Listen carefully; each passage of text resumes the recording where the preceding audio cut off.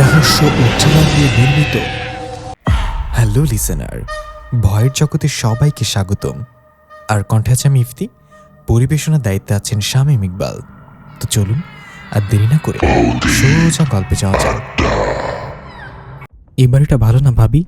আপনি পোয়াতি মানুষ, আপনার জামাই বিমান বাহিনীতে চাকরি করে, 2 দিন পর পর মিশনে যায়। এই অবস্থায় আপনার একা বাড়িতে থাকা ঠিক হবে না। প্রতিবেশীর কথায় সেদিন একটু অবাক হয়েছিলাম। মহিলাটি দেখতে সুন্দর হলেও তার জিহ্বা কাদাকার কালো। আমার শয়নকক্ষের বাতায়ন খুলে তাকালেই মহিলাটির ব্যালকনি দেখতে পাওয়া যায়, অথচ আসার পর থেকেই দেখছি তার বাড়ির প্রতিটা দরজা জানালা বন্ধ, জানালায় আবার পর্দাও টাঙানো। ঘরের মধ্যে মানুষ আছে, কিন্তু তা বাইরে থেকে আন্দাজ করা মুশকিল। এই তো মাত্র 2 সপ্তাহ হলো গাজীপুরে শিফট হয়েছে। আমার হাজব্যান্ড। ছোট থেকে বেড়ে ওঠা ঢাকাতেই, তাই গাজীপুরের এমন গাছপালা আচ্ছাদিত পরিবেশ আমার জন্য একেবারে নতুন। আমাদের বাড়িটি খুব বেশি বড় না, আবার একেবারে ছোটও না। বাড়ির কাঠের তৈরি দোতলা বিশিষ্ট। খুব কম মূল্যে এই বাড়িটি বন্ধক নিয়েছে আমার স্বামী তুষার। আশেপাশে অন্য বাড়ি বলতে আমার প্রতিবেশী নিপা ভাবিদের বাড়ি ছাড়া আর কোনো বাড়ি নেই। বাড়ির চারিদিক শালবনে ঘেরা। রাত হলেই অদ্ভুত সব নিশাচর পাখির ডাক ভেসে আসে। আমার দিন কেটে যায় ঘরের মধ্যে সময় কাটিয়েই। এটা ওটা করতে করতে কখন যে দিন পেরিয়ে যায়।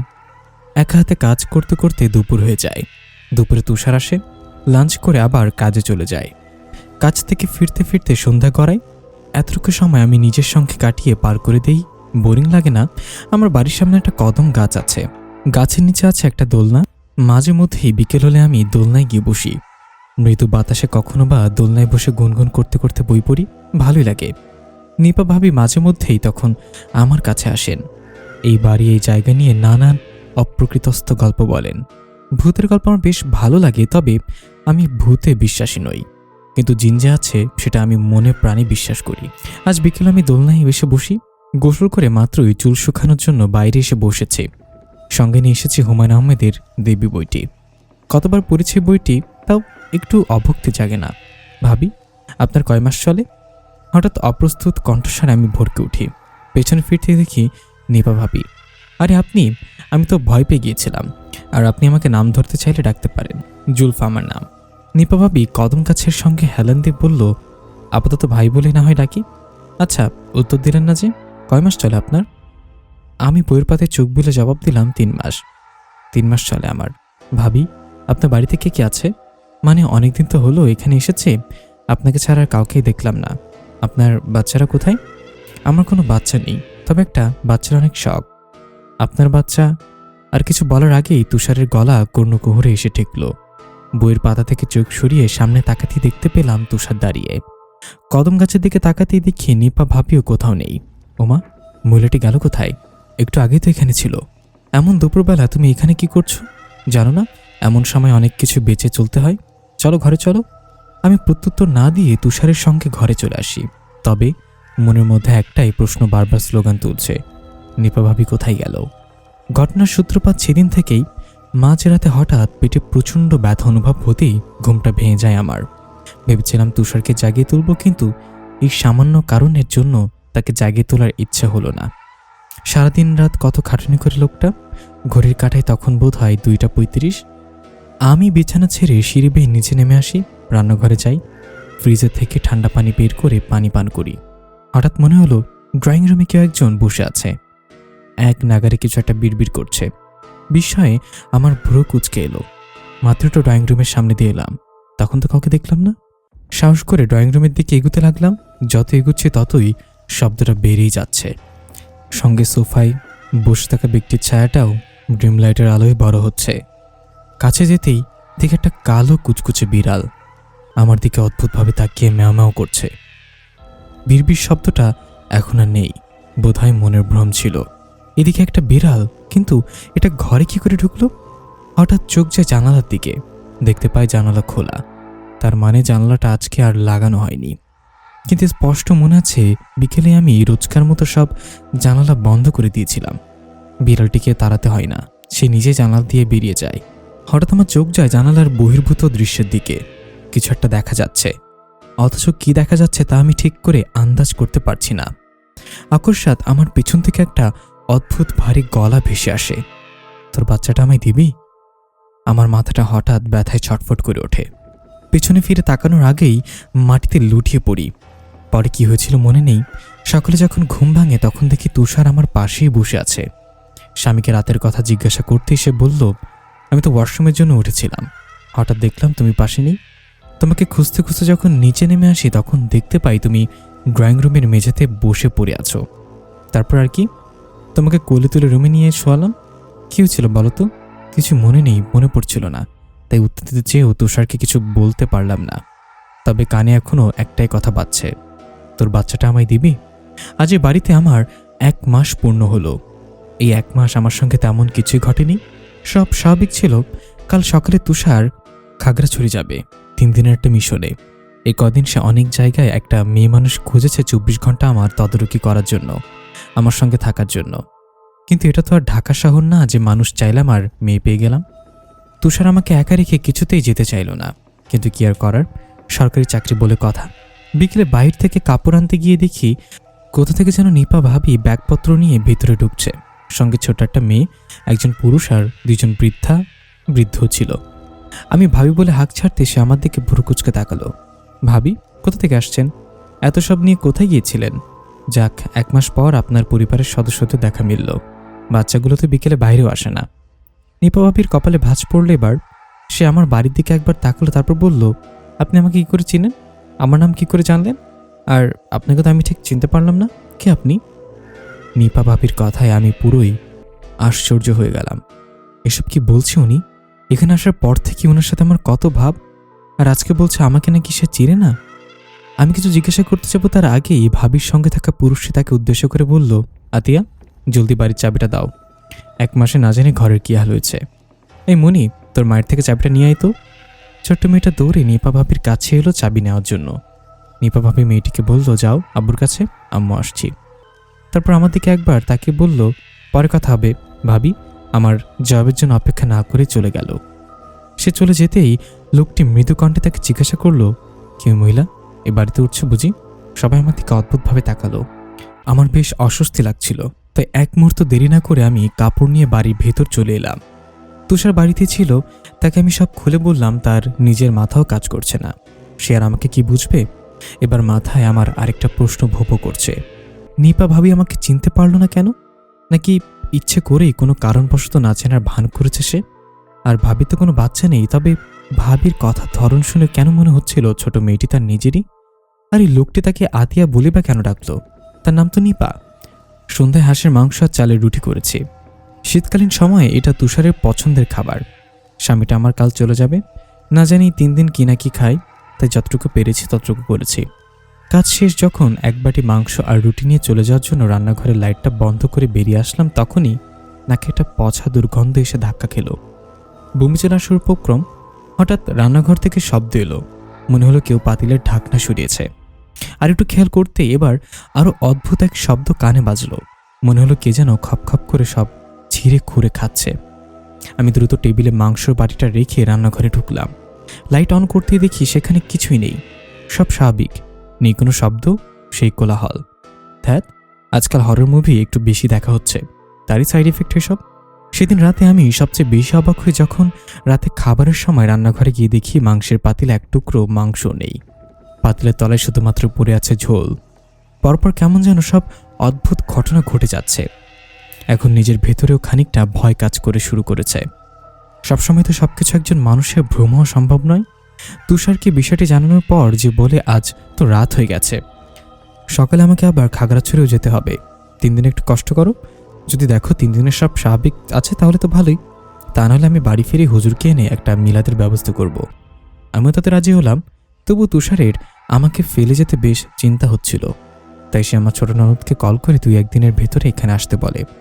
সঙ্গে আমার শাশুড়িও আসবে শুনে একটু খুশি হলাম। বাড়িতে একা থাকার চেয়ে তাদের এখানে চলে আসাই ভালো।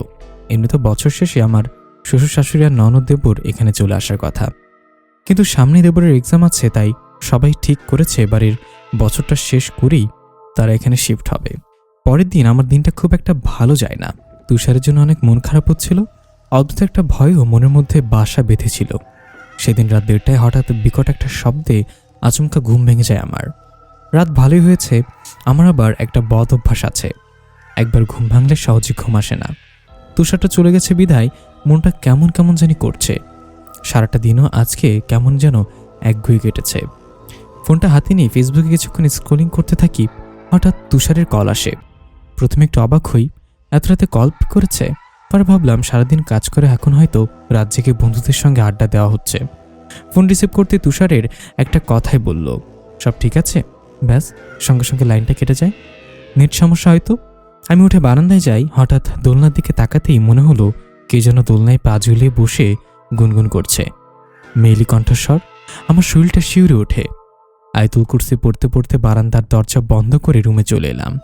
তুষারকে বেশ কয়েকটি কল করি, কিন্তু ফোন বন্ধ দেখাচ্ছে। খুব ভয় করছিল আমার। হঠাৎ আননোন নাম্বার থেকে একটা কল আসলে কলটা ধরতে ওপার থেকে ভেসে আসে একটা অস্পষ্ট কণ্ঠ। ভয়েসটা কেটে কেটে আসছিল। ভাবলাম হয়তো কোনো সমস্যা হয়েছে দেখে তুষার অন্য কারোর নাম্বার থেকে কল করেছে। নেট সমস্যার কারণে কথা অস্পষ্ট শোনাচ্ছে। একটা কল আসার পর আর কোনো কথা আসেনি, তাই আমিও আর এহীন বিষয়ে এত মাথা ঘামালাম না। ঘুম আসছে না, এখানে ভয় করছে। বিছানায় এসে দোয়া পরে ঘুমানোর চেষ্টা করছি। হঠাৎ অনুভূত হলো পিঠের ওপর কেমন যেন শীতল নিঃশ্বাস পতন হচ্ছে। ধীরে ধীরে নিঃশ্বাসের শব্দ বাড়তে শুরু করে। মনে হচ্ছে এই তো ঠিক আমার পেছনে কেউ একজন শুয়ে আছে, কিন্তু সেটা তো অসম্ভব বিষয়। বাড়িতে তো এই মুহূর্তে আমি ব্যতীত কেউ নেই। আমি আয়াতুল কুরসি পড়ে আরো দ্রুত পড়তে শুরু করলাম। যতগুলো দোয়া মাথায় আসছে অনবরত তা পাঠ করছি, কিন্তু নিঃশ্বাসের শীতল বাতাসটা তখন আমার পিঠে লাগছে। এবার আমি দোয়া পড়তে পড়তে আস্তে আস্তে করে ঘাড় বাঁকিয়ে পেছনে ফেরার চেষ্টা করি। পেছনে ফিরতে আমার চক্ষু চরক কাজ। মুখ থেকে অস্পষ্ট স্বরে শুধু বেরিয়ে আসে। এই ছিল আমাদের দ্বিতীয় ঘটনা। আমরা এখন চলে যাব আমাদের তৃতীয় ঘটনাতে। ঘটনা পাঠিয়েছেন মারিয়া আক্তার মতিন।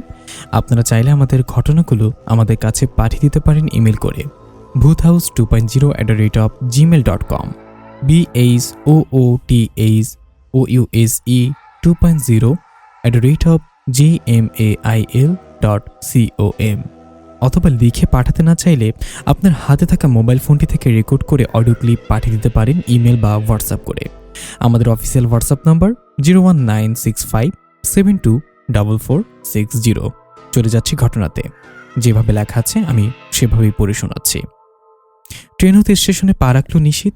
অল্প কিছুক্ষণের মাঝেই ঝকঝক শব্দ করে সে স্থান ত্যাগ করল লম্বা ট্রেনটি। গভীর রাতের গাঢ় আধারে স্টেশনে তেমন লোকজন খুঁজে পেল না সে। একটা দীর্ঘশ্বাস ফেলে সামনের পথে অগ্রসর হলো। মনে পড়ল গত বছরের কথা। বাবা মায়ের সাথে রাগ করে বাড়ি ছেড়ে চলে আসা, চাকরির সন্ধানে ঢাকায় আশ্রয় নেওয়া।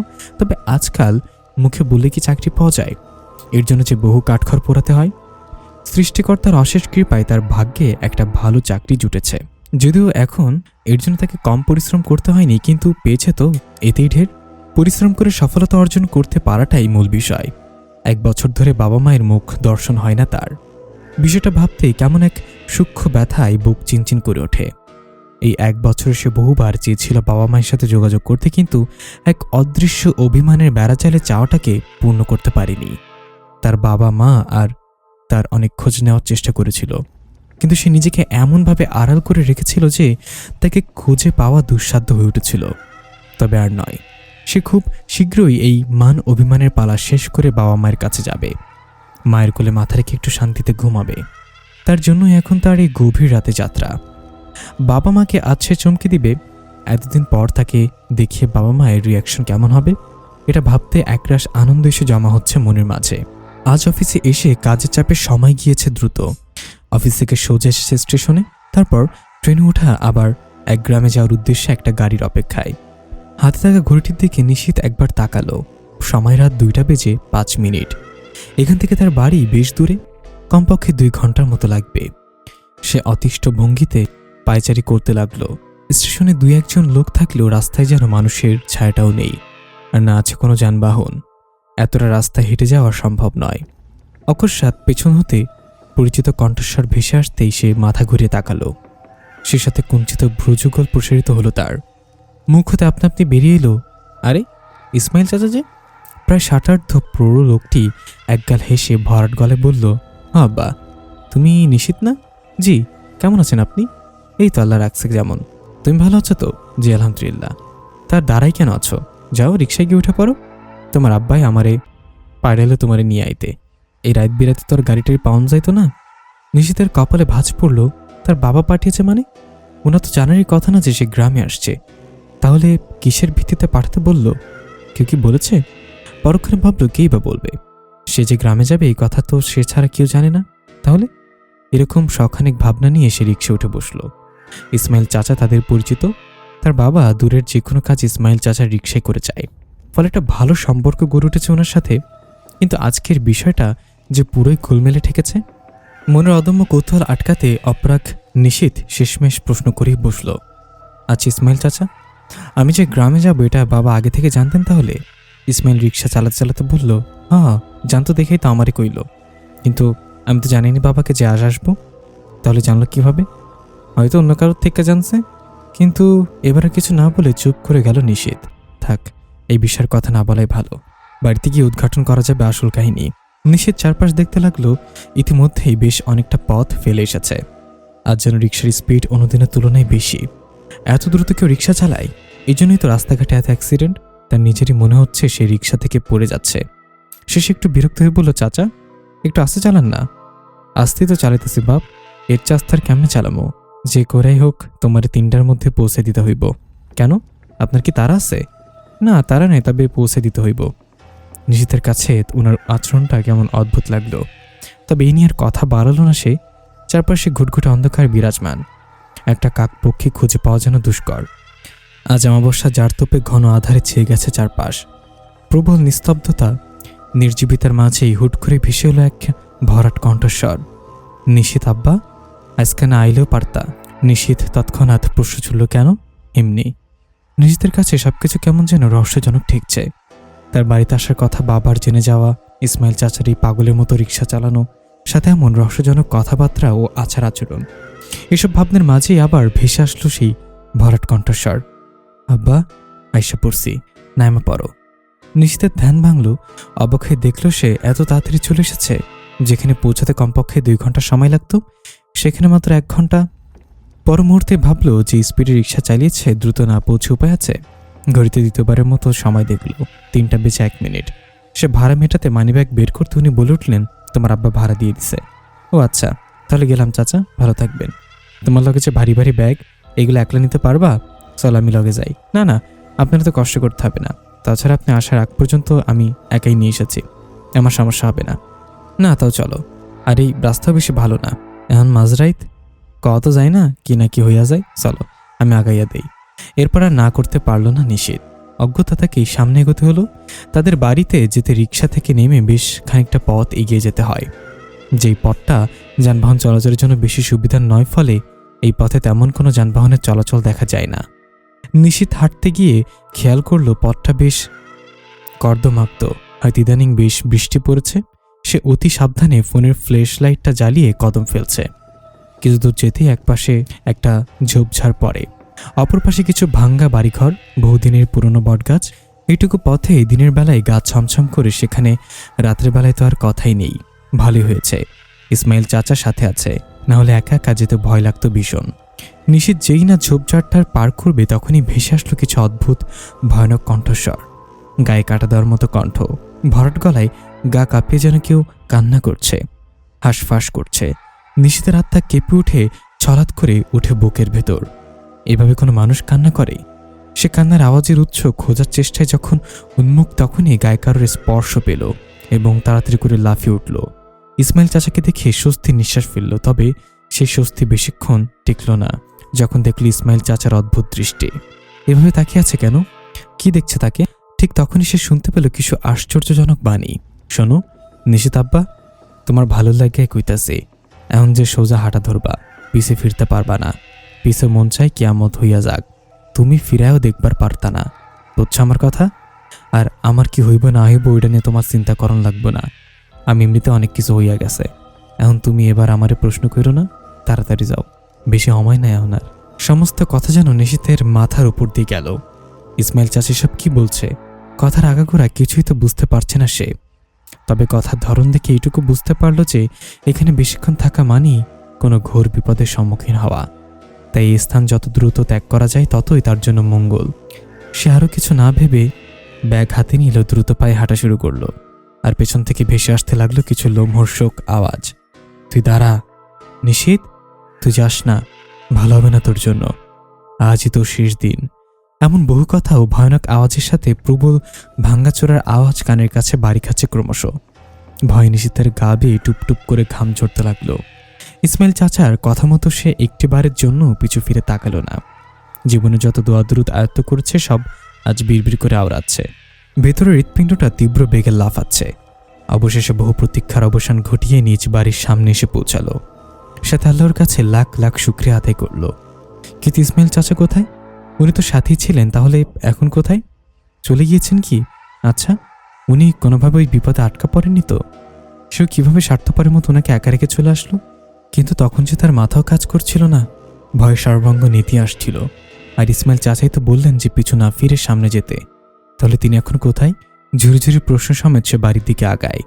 কারুকার্য খচিত বিশাল আকারের বিল্ডিং বাড়িটি মাথা তুলে দাঁড়িয়ে আছে। বাড়ির সাথে আম গাছ, জাম গাছ, কাঁঠাল গাছ। আহা, কতদিন পর গ্রামের মুক্ত পরিবেশে শীতল হাওয়াই পাচ্ছে। প্রাণটা একদম জুড়িয়ে গেল তার। সে গিয়ে ঘরের সামনে স্টিলের দরজায় কারাঘাত করে। বেশ কিছুক্ষণ কারাঘাতের পর নিশীথের বাবা এসে দরজা খুলেন। এতদিন পর চক্ষু সম্মুখে প্রাণপ্রিয় পুত্রকে দেখে যেন তিনি খুশিতে আটখানা হয়ে পড়লেন। সাথে সাথে হাঁক ছেড়ে ডাকতে শুরু করলেন, নিশীথের মা। বাবা মা দুজনেই পরম স্নেহ ভালোবাসায় আগলে নিলেন নিজ পুত্রকে। একটিমাত্র পুত্র বলে কথা। ঘরে ঢুকতেই নিশীথের বাবা হঠাৎ বলে উঠলেন, কি রে নিশীথ, তুই মাঝরাতে একা একা আসলি কিভাবে? তাছাড়া ওই রাস্তাটা তো ভালো না, তোর কোনো সমস্যা হয়নি তো? আর তুই আসবি সেটা আমাদের আগে জানাবি না? নিশীথ অবাক হয়ে বলল, কেন? তুমি তো জানতেই যে আমি বাড়ি আসবো আজ, তাই তো ইসমাইল চাচাকে পাঠিয়ে দিলে আমাকে নিয়ে আসতে। ইসমাইল চাচা তো আমার সাথে এতটা পথ ছিল। ইসমাইল নামটি শুনতে অবাক নয়নে তাকালো নিশীথের বাবা। কপালে বিন্দু বিন্দু ঘাম জমতে লাগলো। তিনি নিশ্চিত হতে পুনরায় বললেন, তুই সব ঠিক বলছিস তো? তোর সাথে ইসমাইলই ছিল? হ্যাঁ, আমি কি ইসমাইল চাচাকে চিনব না? নিশীথের বাবা ধপ করে বসে পড়লেন। মাথায় হাত দিয়ে বললেন, নিশীথ, তুই বুঝতে পারছিস তুই কি বলছিস? ইসমাইল গত বছর মারা গেছে।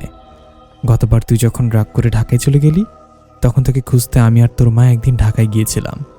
কিন্তু তোকে তো আর খুঁজে পাইনি, তাই হতাশ মনে ফিরে আসছিলাম। সেদিন ফিরতে ফিরতে আমাদের এমন রাত হয়ে গিয়েছিল। ইসমাইলকে আগে থেকেই খবর দিয়ে রেখেছিলাম, ফলে আসতে সুবিধা হয়েছিল। সেদিন আজকের মতো এমন অমাবস্যা ছিল। আর যখন আমরা রিক্সা থেকে নেমে পথটা ধরলাম, তখন কেমন অদ্ভুত আওয়াজ আসতে লাগলো। আমি আওয়াজটা কোথা থেকে আসছে দেখতে যেতে চাইলাম, ইসমাইল আমাকে বাধা দেয়। সে আমাদের সামনে এগিয়ে যেতে বলে, নিজে যায় আওয়াজের উৎস খুঁজতে। আমরা বারবার তাকে নিষেধ করি, কিন্তু সে আমাদের বারণ শুনেনি। আমি যদিও শুনেছিলাম অমাবস্যা রাতে এই পথে মাঝরাতে অথবা রাত ৩টার সময় আসা ঠিক না, এখান দিয়ে যে যায় সে নাকি আর ফিরে আসে না। আমি আবার আগে এসব কথাকে তেমন আমলে নেইনি, কিন্তু সেদিন সব বুঝতে পেরেছিলাম। ইসমাইল তো এই এলাকায় থাকে না, তাই সে জানেও না। তাকে সেদিন এতবার না করলাম, কিন্তু শুনল না আমার কথা। বিনিময়ে কি পেল? মৃত্যু। পরের দিন সকালে সেখানে তার লাশ খুঁজে পাই। ইসমাইলের জন্য মনের মাঝে একটা অপরাধ বোধ সৃষ্টি হয়েছে, যেটা হয়তো আমরা কোনোদিনই খুঁজবে না। নিশীথের মস্তিষ্ক শূন্য হয়ে গেল। সবকিছু ছাপিয়ে তার একটানে কেবল একটি মা জানানো ডাক বারবার বাজছে, নিশীথ আব্বা। এই ছিল আমাদের তৃতীয় ঘটনা। চতুর্থ ঘটনাটা যাওয়ার আগে আরও একবার মনে করিয়ে দিই, যারা ঘটনা পাঠাতে চান আমাদের কাছে ইমেল করুন।